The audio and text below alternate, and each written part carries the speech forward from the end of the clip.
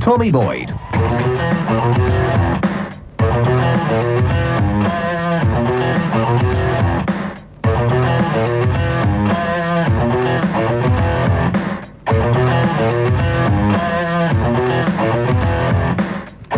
If you were listening to the show a couple of days ago when we discussed baldness, you will remember, I promise you, you will remember that a woman caller who said that she believed, and she was talking about herself, so you can't argue with her, that going bald is worse than discovering that you have cancer. That's what she said. And both of those things applied to her. It was a staggering statement. And she meant it. She believed it. She was having chemotherapy for breast cancer. And she said, and I asked her to repeat it because I couldn't believe what I'd heard. She said that watching herself going bald was a bigger shock to her system than discovering that she had cancer. There were so many things to think about after she'd said that. And so many people have come up to me and talked to me about what she said. And they said a number of things. But one of the things they've all agreed on is this. You know, it does us all good to put cancer in perspective.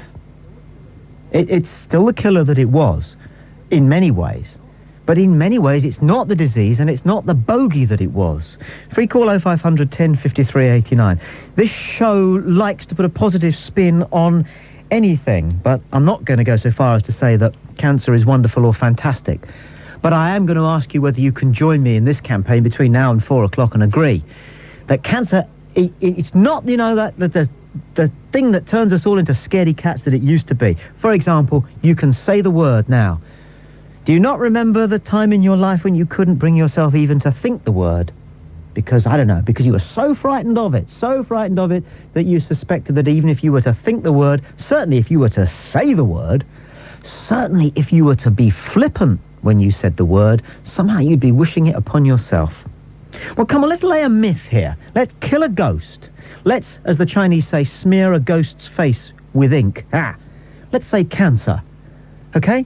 Richard Pryor, the great American comedian, did a tremendous routine when John Wayne was fighting lung cancer for so many years. And even though Richard Pryor disliked John Wayne in so many ways because John Wayne's politics and Richard Pryor's circumstance were so vastly different, he nevertheless always said, good for John Wayne, he kicked Big C's ass. Let's try it. Cancer. Who cares?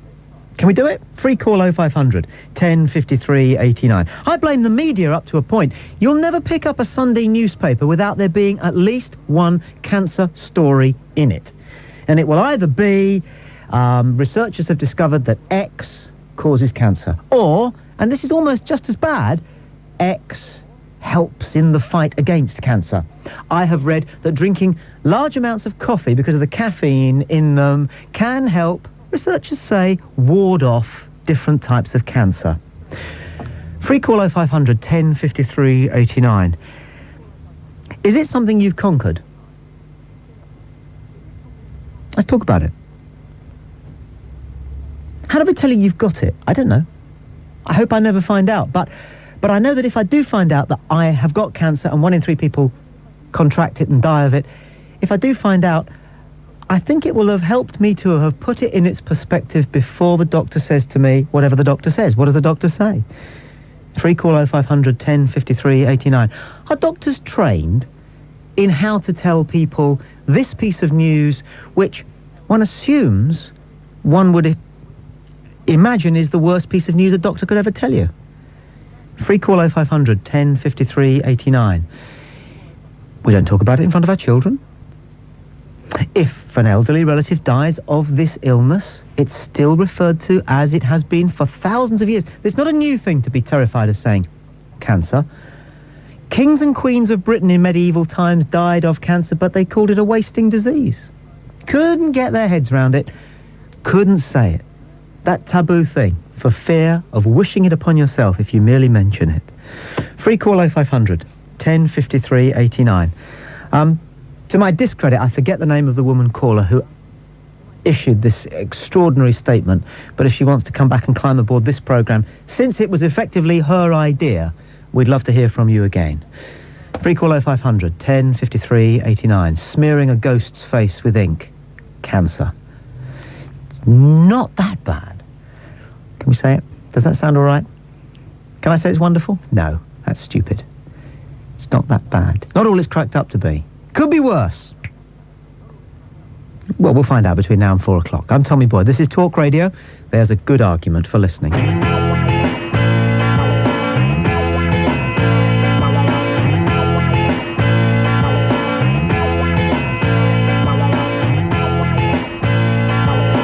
Let's talk to Francis, of course, from Berkshire. You're on Talk Radio. Hello, Francis. Hello. Hello, Hi. Tommy. Hi. Hello. I just want to say your program's super. I listen every day.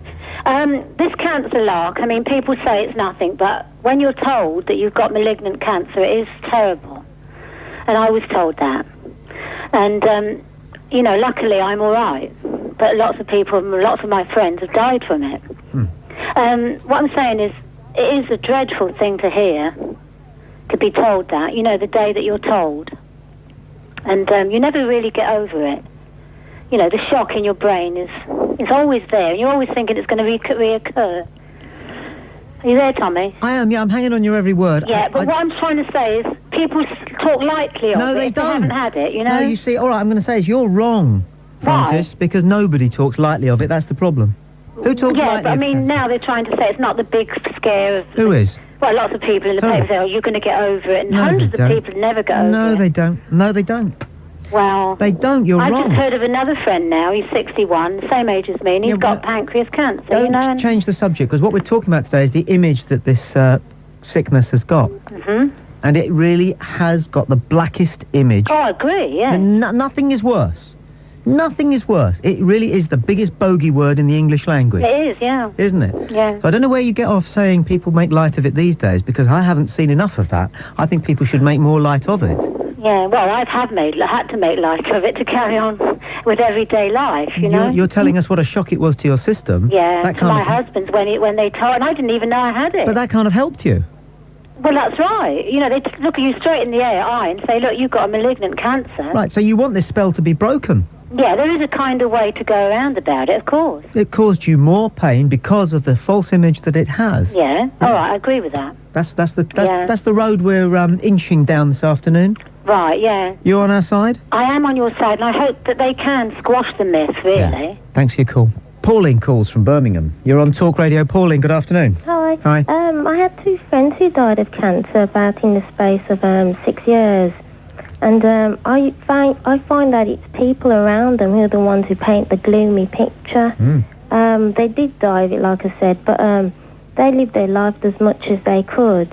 I mean, it's no point going around being gloomy all the time, but I find it's people who tend to try and avoid them and not talk about it and not help them through it. Well, that's a very good point. And again, this is because of the image that the disease has. It is. People try to distance themselves from people who have cancer. Now, this presumably is because they've got a suspicion, even though they intellectually know this is not true, they have a suspicion that you can catch it.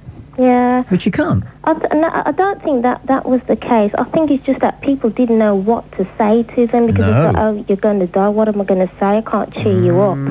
But it's just letting them, well, not get on with their life, but, you know, like to help them through it, encourage them, talk about it. Yeah. You know, like bring it out in the open, not hide away from them. We can talk, you know, with lighter spirits about our own death than we can talk about the idea of contracting cancer. I know my husband thinks I'm gloomy because I always talk about, I wonder how I'm going to die. Well, now, you see, I'm glad you said that. Yeah. Shall I tell you a programme that we're planning to do in the future, but we haven't quite decided yet? Yeah. It goes like this. If you had to be executed, what method would you choose? Oh, beheaded. See, you didn't have any difficulty with that, did you? No. I didn't think you would, because people talk about these things. Why would you choose to be beheaded? Because it's over quickly, isn't it? Hopefully they won't We miss. don't know, do we? We just don't know. Because just my hair fell out last year because I had a baby. And Your I had hair to fell out shave it because you off. had a baby? Yeah. It happens to some women because they lose their hair. I've heard My about hair was shoulder length. I mean, with black people, your hair grows quite... It takes a long time for your hair to grow, more than a white person. Hang on a second. You're chucking out so many gems here. I did not know that. Black people's hair grows more slowly than white people. Well, mine does. I tend to notice that. I think it does. Well, it's probably a myth. But mine's taken a very long time to come back, and it is horrible going bald. I had to shave it off because it was just going in patches. It's a good thing with black women, short hair is in now. You've covered about 4 of our previous programmes so far in this call, Pauline, and given us 2 more. I'm grateful for your call. Okay. Look after yourself, ring again. Right then. Beheading, eh? Beheading with an axe or with a guillotine? A guillotine, because a guillotine is much quicker and someone might miss with an axe, wouldn't they? Might chop half your neck. Can I ask you, have you thought about this before? Yeah. You have? I thought, about how I'm going to die. Can I just say something? I'm a Christian, but I still wonder about how I'm going to die. Yeah, of course you do. I still do, and that's the part that frightens me. I went through a very funny phase when I was 14. Yeah. Of thinking to myself, well, when you die, you only get one death posture. Yeah. So I used to rehearse what it might be like if at any given moment I fell down dead. So I could be walking down Putney High Street and I would just keel over to see what I looked like when I was dead. When we were little, me and my sister, we used to pretend to be dead. People might think I'm gory, but that's how we were. We used to pretend, how do you die? We used to lie on the floor really flat and straight, thinking, is this how you are when you're dead? I think hide and seek is a game which experiments with with children. I think children are reminding themselves what it was like before they were born, and they hide in those wardrobes. And also somehow flirting with the idea of not existing, which of course is one way that death might be. Yeah. Anyway, That's another programme, Pauline. Go on, you better go, otherwise I'll be... I know, I'm at work, bye. What do you do? I answer the phone. Do you? Well, you do it well. I suppose that's what I do. See ya. Okay, then. Bye. Bye. Caroline calls from West Yorkshire. You're on Talk Radio. Caroline, hello. Hello? Afternoon. Afternoon, Tommy. Hello? Hello. You still there? Yes. I am, yeah. You haven't done much radio, have you? Who, me? Yes. No, I haven't. Just get to the point, that's the best thing. Sorry. No, I didn't mean that. I know what you mean. Shove What you I was along. going to say is, my mum had cancer, and it's recently returned, and we went back to see the specialist, and my dad was saying to him, he says, it's just not a death sentence like it used to be. He said we used to cross the road to avoid people who had cancer. You know, and it was... And now... And Mum said, I'm going to be positive, I'm going to enjoy the rest of my life, I don't know how much longer I've got, and she's been really... And also, my 6-year-old daughter's been along all the time as well. She knows all about it, and she came with us when we went for the chemotherapy and radiotherapy, and so she knows all about that. And she just takes it as normal. That's good work. Both the condition and the word itself, because it really is a boogie word, isn't it? Well, when she was first diagnosed, we didn't know what to say. But then we decided we were going to get through it all together, including my little daughter. Good. And we're still... And by the way, I would be shot. Sorry? Oh, you know, your chosen method of execution would be a firing squad? I would have a firing squad, definitely. How many men? Eh? How many men? Oh, as many as possible. No, about 10. Because, when they shot the president of Mexico, who was the last head of state to be shot by firing squad, they didn't just shoot him, they shot 2 other guys. I forget his name. And there's an oil painting of it. Someone who was there did an oil painting of this president of Mexico being shot. They weren't tied to a stake or anything, they just stood there. And none of them had blindfolds or anything. But what was odd was they didn't seem to have worked out which of the men was shooting at which of the men. Do you know what I mean? Yes. But none of them would know. No, and I suppose what I'm saying is that I still retain that adolescent fascination for pictures of scenes like that. And I found myself trying to trace, using a ruler or the edge of a piece of paper it was. I'm 45, what is wrong? Tracing the line of the guns to see which of the men were aiming at the Mexican president and which of them were aiming at his general and his Chancellor of the Exchequer. So you choose a firing squad? I certainly would. Have you thought about it before? Yes, I have. You have? I have. Why? I don't know. I sort of think funny things from time to time, and that was one of them. No, it turns out everybody else has thought about this. Well, I suppose... executions come up now in conversation, especially what's going on in America. Yeah. And I thought, I would actually hate to be strapped down to a gurney and filled with poisonous cocktail. You would? And the electric chair just sounds like a nightmare. That is the worst, isn't it? That has to be the worst. Do you remember they executed Gary Gilmore by firing squad in the United States? Yes, and I thought, I don't blame you, Gary, because he chose that. You did? Yeah, and I thought, I would too. And it was a crushing film, which starred Tommy Lee Jones as Gary Gilmore. I know, I remember it. But that was 4 or 5 good old boys with their rifles from under the bed. Yeah. It wasn't state troopers or anything like that. They pinned a piece of paper onto his heart. Yeah. with a dot on it for where they were to aim. And he was sat on a chair, a kitchen chair, with sandbags behind him. Oh, God. You'd have to think about that. If you're going to choose a firing squad, you've got to choose about the I'd stand up rest of against it. the wall. You would? Yes. Right. And the man who comes along afterwards with a handgun in case they haven't finished you off? You've got to think about these things. Yeah, well, yeah, could do, if I was given a choice. Go on, let me push you then, because this is interesting. Where would they aim? At my heart. Okay. I don't know why. It's been fantastic talking to you. Do ring again. All right. See ya. See you, Tommy. Bye. Free call 0500 1053 89. We're talking about cancer and smearing a ghost's face with ink. And isn't it odd that cancer is a star sign? It just goes to show you how many different potentialities a single word has. And what would your chosen method of execution be? This wasn't my idea. This was a caller. I'm Tommy Boyd. This is Talk Radio, which is the disease cancer. But we have a different agenda from any that you may have heard. We're just trying to push the word back into place with all the other words of the English language. Because it is unique, this word, cancer, in the terror that it invokes. And it doesn't do any good. It doesn't help. If it's in the house, or if it's in the family, or if it's amongst a friend, then quite frankly, anything that we can do to help normalise their circumstance surely has to help them. And you. Free call 0500 1053 89. And for some strange, inexplicable reason, people want to talk about their chosen method of execution, which is very bizarre. But hey, you know, I'm just the tonic. The callers are the gin.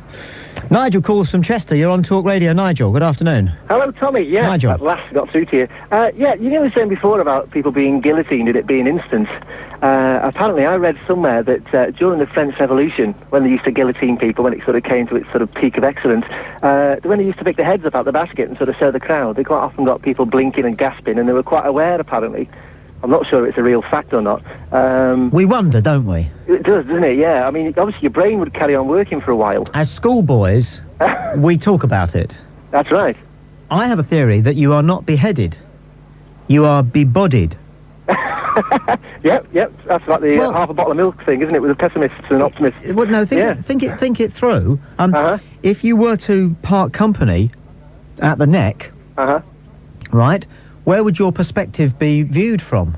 From your breast or from your head? It'd be viewed from your head, I would imagine. So your head would lie on the floor and look at your body. Look back at it, yeah. Yeah. That's very bizarre, isn't it? Isn't it? So you would feel as though you had parted company with your body, that's not right. that you had parted company with your head. The other thing is, as well, apparently, during the medieval period in Chester, they used to do executions in the square.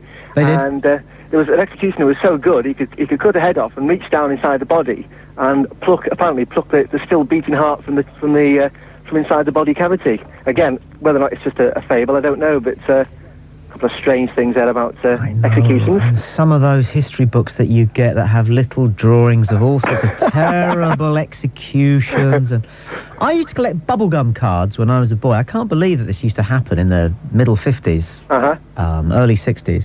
I used to collect bubblegum cards as a boy. You'd chew the bubblegum, and then you check the card, and you put it with your collection. And do you know what it was? It was great wartime atrocities. I was 7. And I'd go, have you got the one with the Japanese prisoners of war and the barbed wire? I'll swap you that for the American Confederate soldiers and those pointed stakes. It doesn't bear thinking about, does it? Under the fingernails and things. No. If it was for sale in the shops now, you know, there'd be an outcry about it, and the Sun newspaper would do its own version and at the same time decry it. But, you know, that's what it was like. Well, the thing being is, I mean, there's these magazines on the market about sort of terrible things that happen, and people seem to buy them. I mean, they seem to sell out of newsagents fairly quickly. Yeah. So, I mean, people are still interested, aren't they? But listen, if you watch the 9 o'clock news, and the newscaster says the following scenes may be disturbing for people of a sensitive disposition, do you turn off? Oh, no, absolutely not. My wife loves it. Do you go out of the room? Or do you call... Oh, no. No, you call your wife in from the kitchen, don't you? It's that sort of morbid fascination, isn't it? Everybody wants to see it and sort of... Gloria, something horrible's coming on. And these accident programmes as well. Oh, yes, I know. I think we're all the same, but there we are. Anyway, a couple of interesting facts. What's his name? Alistair, what's his name, who does that car chase one? What's his name? Oh, yes, Mr. Boring. He's terrible, isn't he? Alistair, Not Alistair Burnett, not Alistair Whitehead. I can't think what his name is. 8:30 on ITV. Uh-huh. And, yeah, I mean, that one, that's just about cars crashing, isn't it? That's all it is. People just want to see the gaudy bits, don't they? They dress it up with all these social issues, don't they? Because he's an ITN guy. Speeding. Yeah. But we know we are. ourselves. They don't fool us about ourselves, do they? This is the thing. Oh, no. I think they fool themselves about what good they're doing with programmes like that, because they have to, because, you know, they like to believe they're making the world a better place. It's just the gruesome interest, isn't it? That's all it comes down to at the end of the day, I think. Yeah, absolutely. But 200 years ago, I would have been taken as a boy to see a public execution, and so would you. That's right, yes. Now, that wouldn't happen anymore. Well, no, but I mean, I'm not really for sort of capital punishment. But I think if people knew that they were going to be shown in the last moments, and it was going to, they knew how they were going to die, it was going to be nasty. I think that might be a deterrent. I don't know. I mean, if you were going to be executed, would you prefer to be executed publicly or privately? Depends what I'd done. I think publicly. I would. Yeah. If I was being executed for political crimes. Absolutely. Then you might get the sort of last word, mightn't you? I would want a huge crowd. That's right, and you get a speech. I would want to pack out Wembley.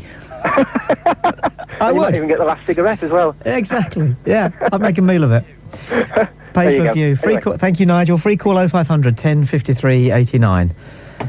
Richard calls from Essex. You're on Talk Radio, Richard. Hello there, Tommy. Can you hear me okay? Yes, thank you. Thanks very much for taking my call. I don't know how I can help you best, but I think the people that have been talking on the programme so far have been so positive, and it's been very encouraging about this breast cancer business.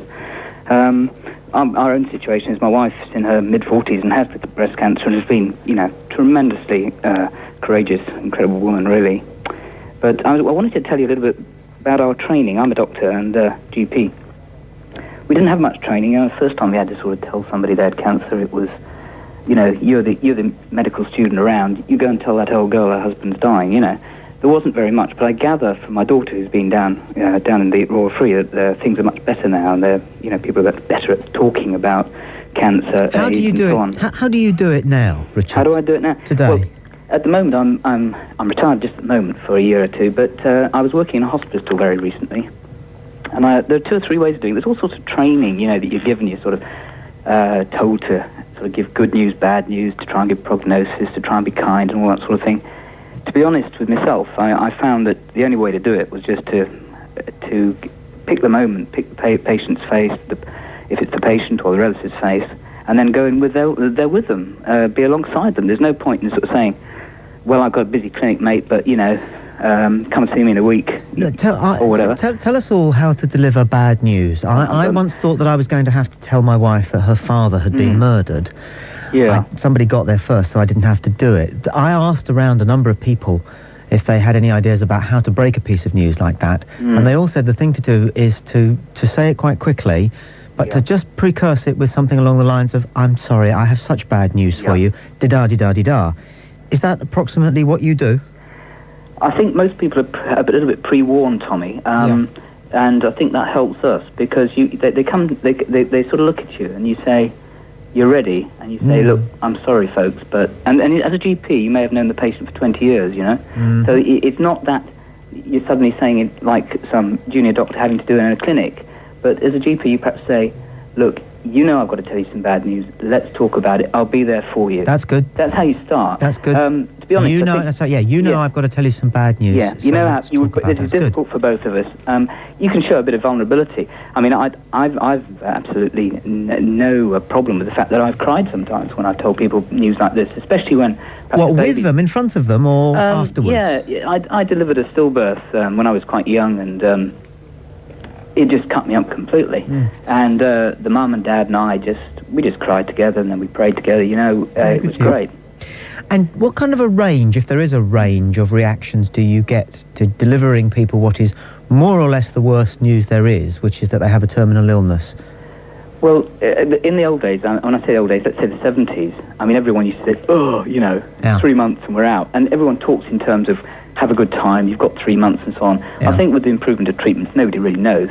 And people just completely defy all statistics, and especially the brave folk, and one heart goes out to them, they're fantastic. Now, well then, having said that, with your personal and professional, and you have a very potent cocktail of expertise in this conversation, Are we going down a decent road here where we are effectively, and I've been using this Chinese expression, smearing a ghost's face with ink so that we can see it and see it that it is not as horrible as it is in our imagination, and that is this dread word cancer? Yeah, I think so. I think you're in your 40s, aren't you, Tommy? Yeah. Well, if you... Yeah, been for the prostate checkup, yeah. If you're going to be 80, when you're 80, you've got an 80% chance of having cancer of the prostate. So let's not worry about things we can't do much about. Yeah. I would personally, having lived in the hospice and worked there for some time, I would much rather die of many of the cancers that I've seen than being, unfortunately, having Alzheimer's disease or whatever. And, all credit to the carers of people who have Alzheimer's disease. They're fantastic, as well as the carers of cancer sufferers.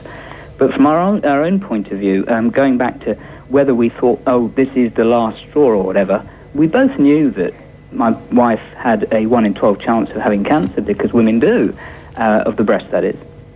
And there was nothing in the family and so on, so there's no reason to suppose it should be more common. But the way we looked at it is that she said, well, okay, we've got children that are growing up, we've got a young boy, I am going to live long enough to make sure that boy is secure. That's my goal. She said, I'll have what it takes, I'll lose my hair if it's really necessary and so on. And she hated losing some of her hair. But she said, I'm not giving up because I've got a boy to bring up and, we're going to go forward. And you get surrounded by friends. It's quite incredible. We had lasagnas turning up at all time of day and night when I wasn't quite coping, doing all the travelling around. We had a party afterwards for 30 people because so many people took her to chemo and to radiotherapy so she didn't have to drive feeling sick. People, they don't come out of the woodwork. They're there for you, and they're really incredible. And, I'm very grateful for all they've done.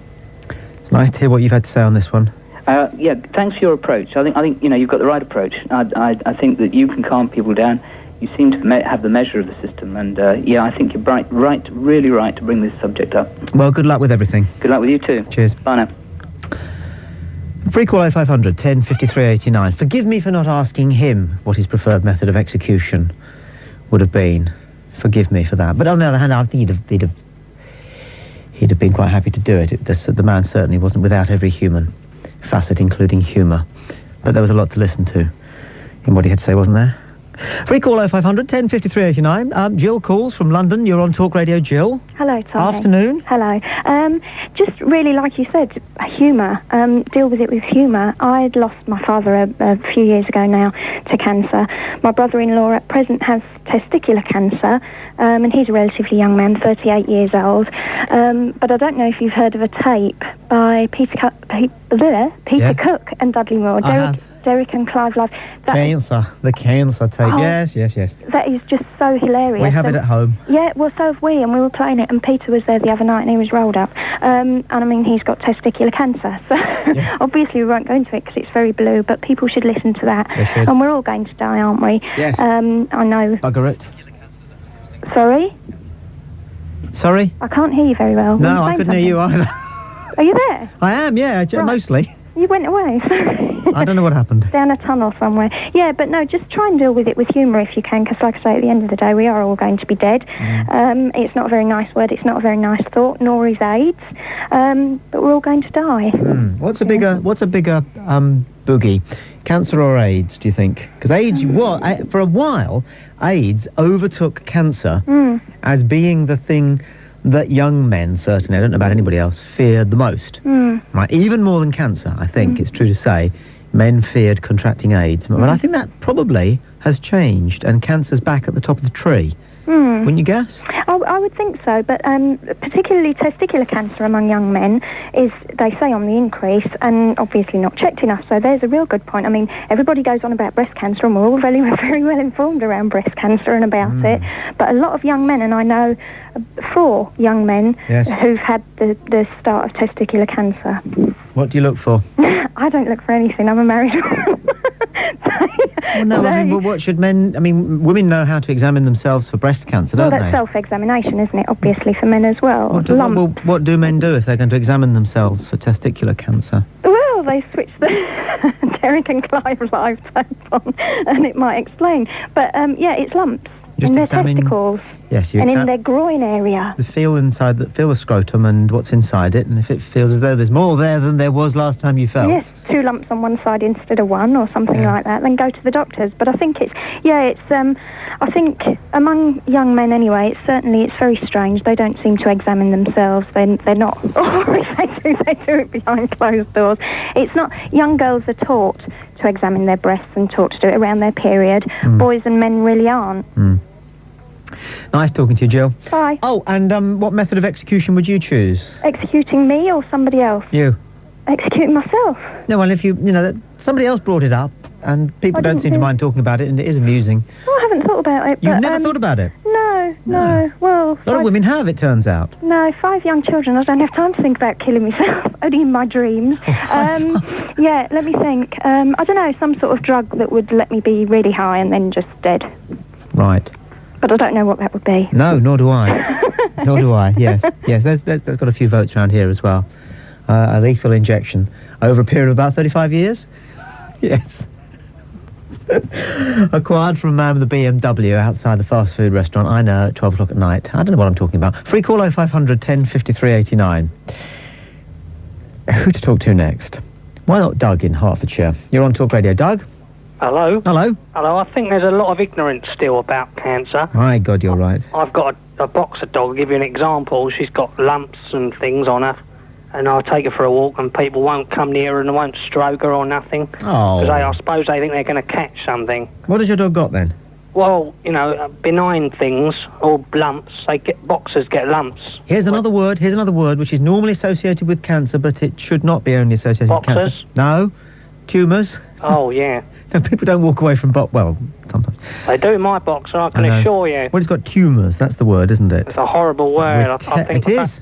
Sorry? It is, but we could change all that by saying it more often. So your boxer's got tumours? Yes, and people won't stroke her, and, they sort of cross the road if they see it. Not that they're hideous, but they're not very nice to look at. I know, but there's something sort of elephant man-ish about it, isn't there? Do you know what I'm saying? Yes, I suppose. You wouldn't want them to pat your dog on the tumours? No, but they can certainly come and say hello like they would any other dog. She's not going to they're not going to get anything from him, and things. Doug, thanks for your call. Okay. Nice to talk to you. What method of execution would you choose if you were told you were going to be done away with? Oh, something quick, I think. What? Electric chair? What do you think? The electric chair? Something like that. Pack of dogs? Oh, yes, possibly. Really vicious, hideous ones with large, sharp teeth. Thanks talking. Okay. Nice talking to you, Doug. Bye. It's a strange business being a human being. Free call 0500 10 53 89. I'm Tommy Boyd. This is Talk Radio. There's a good argument for listening. Have screening for every age, not just for over 50, and for women to have it done sort of regularly. I know, we think all these things, don't we? Listen to me, how big's the lump?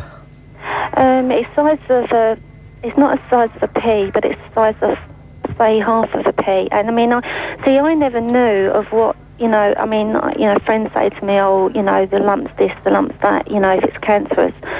And when I phoned up the cancer awareness, they said, well, lumps can be any size. I literally can get hold of my lump.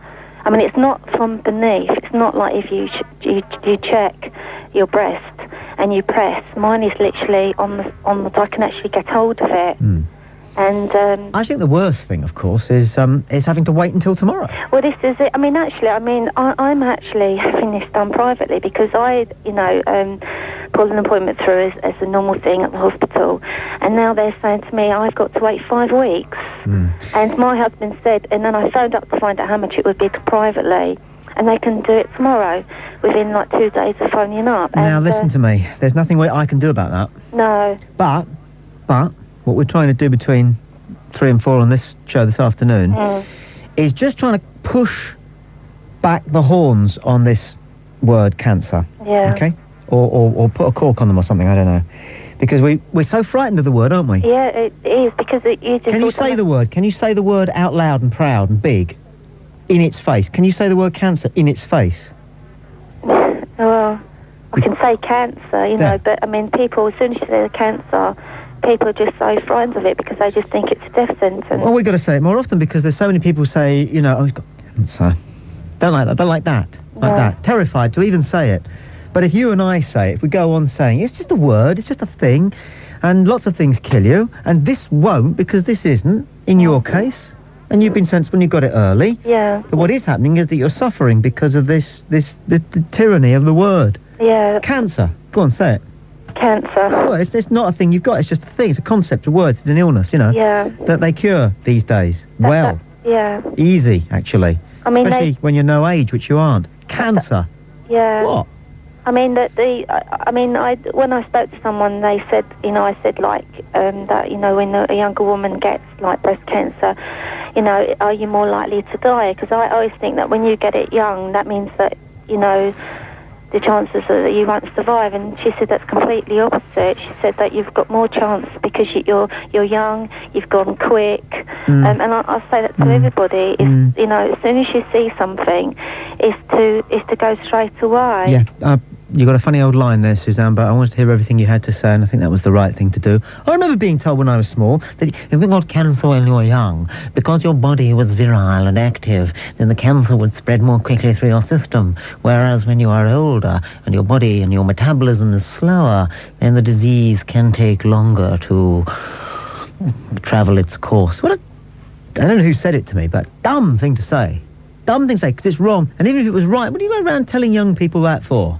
Unless you've got a very, very wicked sense of humour. Free call 0500 10 53 89. As Richard Pryor said of John Wayne, kicking cancer's butt.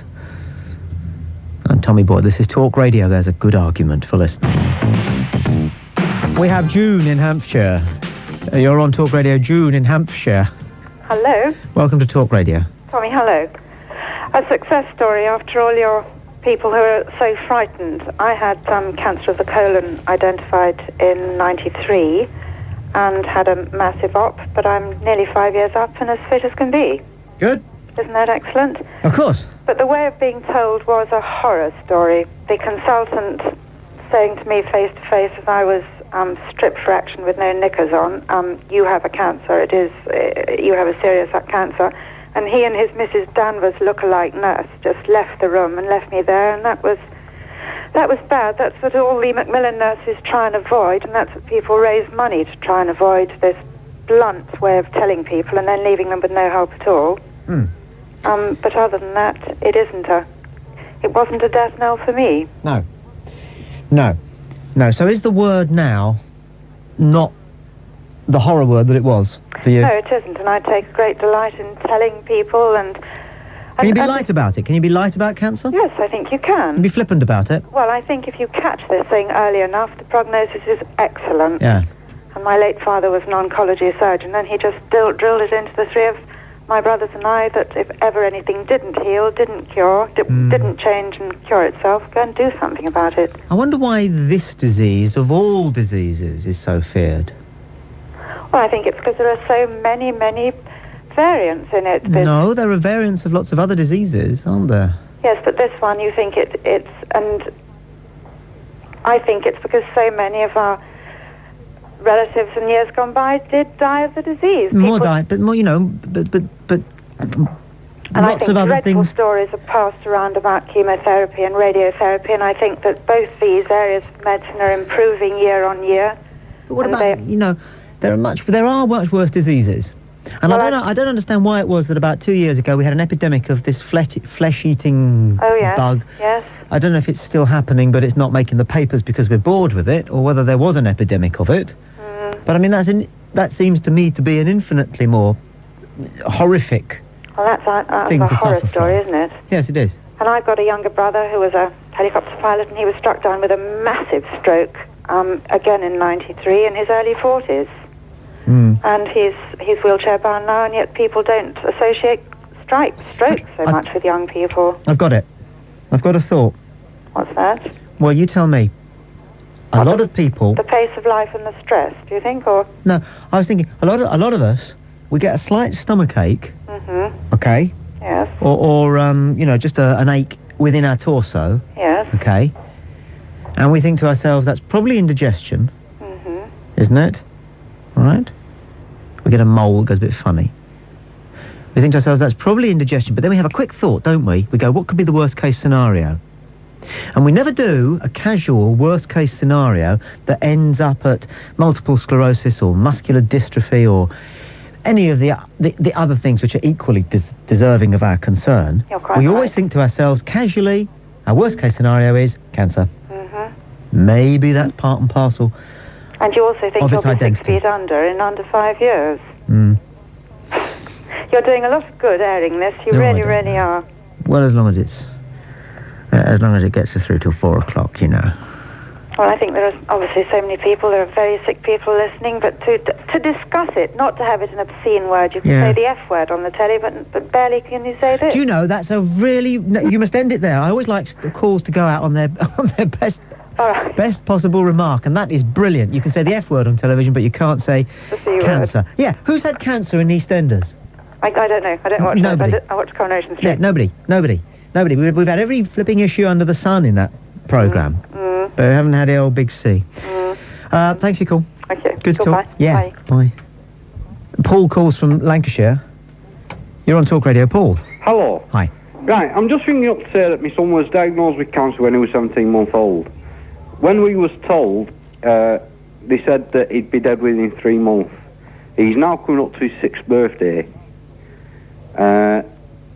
We was also told that it wasn't the cancer that actually killed you most of the time, it was the treatment.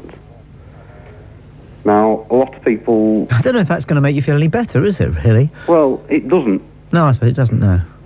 I would have thought so. The way we were told was we found a lump on him and he had to go to hospital for tests. They did 3 days full of tests on him. They sent us to another hospital. They did a biopsy on him and they came back 10 days later and said, well, he's got cancer and I think he'll be dead within 3 months. Now, there's no way that me and my wife would let that happen. So, basically what were happening is my wife was being his comforter and I was being his strength for him. Is what? I was being his strength for him. I was Strength giving for him him. strength Right. to carry on, Yeah. kind of thing. Yeah. Like I said, we were told he'd be dead within 3 months. The only problems we've got with him now is we've got to wait another 2 years to see if he's clear of it because he went through like 16 operations and he's got a very bad temper. But apart from that, looks to him, you won't know right wrong with him. Just going to round things off by talking to Lawrence. Thank you, Paul, for your call, and glad about your news. In London, Lawrence, you're on Talk Radio. Hi. Hi. I just want to make a quick point. I had testicular cancer, and I'm virtually over it now. But one thing that annoyed me is, insurance companies who increase your premiums because you've got cancer. No. They're making money out of you. Oh, scallywags. Right. Second of all, when I tried to set up a campaign against testicular cancer, I was told that when you find somebody famous who can back you, come back to us. Second of all, I then said, well, hang on a second, why can't we do a TV campaign? I told, well, a lady can have you can show breast cancer on TV and how to check yourself. You know. It's against the Obscenity Act to show a man checking himself because you on TV. Oh. And then also, when friends talk to your wife and say, is he okay? Yeah. It annoys me. Yes. I just thought, to say to anybody who's listening who's got it, you can get over it. Fascinating. And you've got to smile, because if you don't smile, no one else will. Oh, 8 things to think about and a couple of bits of reassurance. You can call again. Thanks a lot. Take care. Stand by for Peter Dealey and Britain's fastest moving drive time. I'm Tommy Boyd. This is Talk Radio. Don't forget to subscribe and like. Comment too if you wish. Even slap your legs and make a purchase from Ann Summers. But don't do nothing.